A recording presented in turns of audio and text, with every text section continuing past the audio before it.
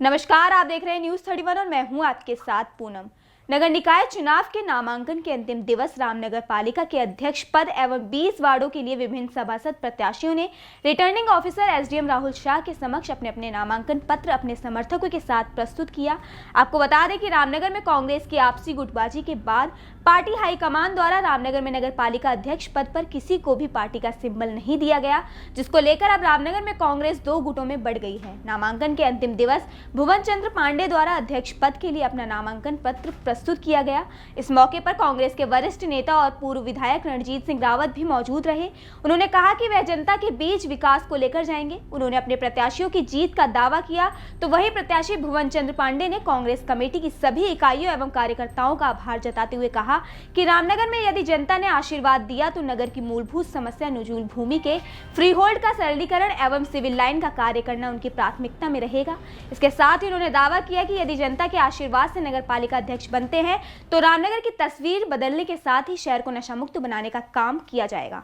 मैं पहले भी कह चुका हूं कि नगर पालिका अध्यक्ष का पद एक बहुत महत्वपूर्ण पद है जो शहर के विकास, शहर की योजनाएं बनाने के लिए और उनके क्रियान्वयन के लिए उत्तरदायी होता है।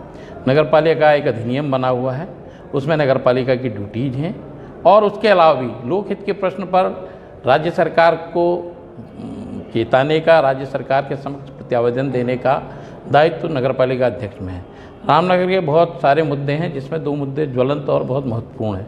नंबर 1 मुद्दा है कि रामनगर की ज़्यादातर ज़मीन, लगभग 90% ज़मीन नजूल भूमि है, जिसमें हमारी मलिन बस्तियां हैं, गरीब लोग हैं, मध्यम आयु वर्ग के, निम्न मध्यम आयु वर्ग के लोग ही रामनगर में ज़्यादा हैं और वो उन ज़मीनों में रह रहे हैं। गाहे बहाए सरकार द्वारा या सरकार सत्तारूढ़ पक्ष के कुछ कम मानसिकता के लोगों द्वारा ये चलाया जाता है कि ये सरकारी ज़मीनें खाली की जाएंगी, डराया जाता है। एक तरह से ये हथियार हो गया है लोगों को डराने का। तो मेरा सबसे पहला ये विषय होगा, मांग होगी राज्य सरकार के, ये जो नजूल की फ्री होल्ड नीति है ये बहुत जटिल है और बहुत महंगे रेट्स हैं इसके लिए। 21,000 रुपये मीटर यानी 2100 रुपये मीटर के रेट हैं मलिन बस्तियों में भी। तो इसके लिए हम काम करेंगे, राज्य सरकार को बताएंगे और ज़रूरत पड़ी तो इसमें कानूनी पहलुओं को भी देखा जाएगा। बहुत सारी चीज़ें इसमें कानूनी मुद्दा भी है। लोग 30 साल से रह रहे हैं, लिमिटेशन एक्ट भी लागू होता है। आज 40-40, 50-50 साल से लोग रह रहे हैं, तो ये भी एक चीज़ है। अगर सरकार ने हमारी बातों को ध्यान में नहीं दिया तो हम कानूनी पक्ष को भी अपनाने में गुरेज नहीं करेंगे। देखिए, मैं सरकारी कर्मचारी हूँ, मेरी मासिक सैलरी लगभग 1 लाख रुपए है आज भी। मेरी पत्नी सरकारी नौकरी में है, अब वो तो ब्लैक एंड वाइट है, उनकी सैलरी भी लगभग 70-75 हज़ार रुपये है। मैं 3 पुश्तों से रामनगर, कंचनपुर, छोई का भूमिधर किसान हूँ। 10 एकड़ ज़मीन का ऑन रिकॉर्ड मालिक हैं हम लोग, हमारा संयुक्त परिवार है। तो ना तो हमारे पास ऐसा पैसा देने को है, और अगर जो लोग आरोप लगा रहे हैं वो लोग बहुत चुनाव लड़ चुके हैं नगर पालिका के निशान पर, कांग्रेस के निशान पर नगर पालिका के चुनाव, और ये तो बहुत एक निम्न मानसिकता की बातें हैं जिन पे आरोप लगा रहे हैं प्रमुख रूप से। उनके इलाजों के बिल, उनके अस्पताल के इलाजों के बिल 69-70 हज़ार रुपये वो भी हमारे नेताओं ने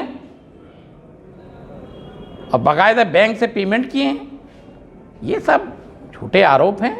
ये ऐसा ना, एक बी टीम है, एक स्लीपर सेल कहते हैं ना, तो इस तरह के स्लीपर सेल हैं, इनका काम ही यही है। ये अंदर खाने सब जुगलबंदी होती है, सबको पता है। तो ये सब चीज़ें, इनकी भ्रामक बातों में नहीं आना है। हमने रामनगर को विकास की ऊंचाइयों को, देखिए, हमारा मुद्दा कांग्रेस की जो विचारधारा आइडियोलॉजी है, श्रम धर्म सर्वधर्म समभाव, सबको समानता, सबको धार्मिक आज़ादी और डेवलपमेंट, और रामनगर के जो मुद्दे हैं, रामनगर में अधिकांश जो नगरीय क्षेत्र है उसमें लोगों की जो ज़मीनें हैं वो फ्री होल्ड नहीं हैं, अलग अलग भू कैटेगरी की हैं, भू उपयोग की हैं, कुछ नजूल की हैं, कुछ 10 खौ की हैं, कुछ वर्ग 6 की हैं।